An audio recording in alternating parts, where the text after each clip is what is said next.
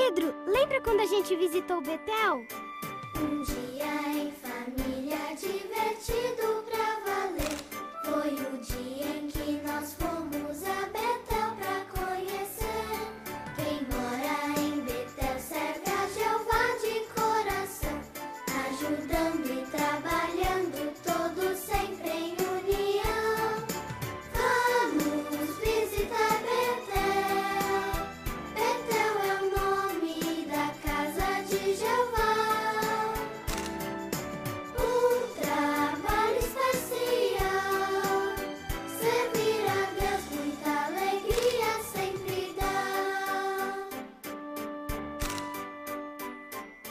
Betel é onde fazem livros para a gente usar, pra falar com as pessoas sobre o reino de Jeová. Betel é um lugar que você nunca vai esquecer. É a casa de Jeová, é muito bom, você vai ver. Vamos visitar Betel. Betel é o nome da casa de Jeová. Um trabalho especial, servir a Deus muita alegria sempre dá. Servir a Deus muita alegria sempre dá.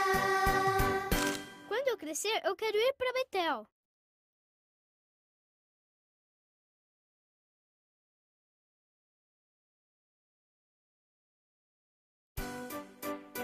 Pedro, lembra quando a gente visitou Betel? Um dia em família divertido pra valer. Foi o dia em que nós fomos a Betel pra conhecer. Quem mora em Betel serve a Jeová de coração, ajudando e trabalhando todos sempre em união. Vamos visitar Betel. Betel é o nome da casa de Jeová. Um trabalho especial, servir a Deus muita alegria sempre dá.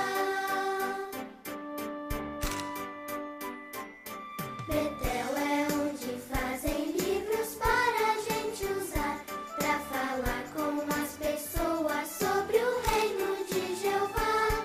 Betel é um lugar que você nunca vai esquecer. É a casa de Jeová, é muito bom, você vai ver. Vamos visitar Betel. Betel é o nome da casa de Jeová. Um trabalho especial, servir a Deus muita alegria sempre dá. Servir a Deus muita alegria sempre dá. Quando eu crescer, eu quero ir para Betel.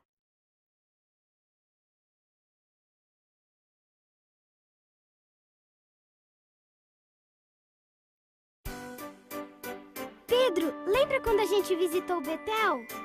Um dia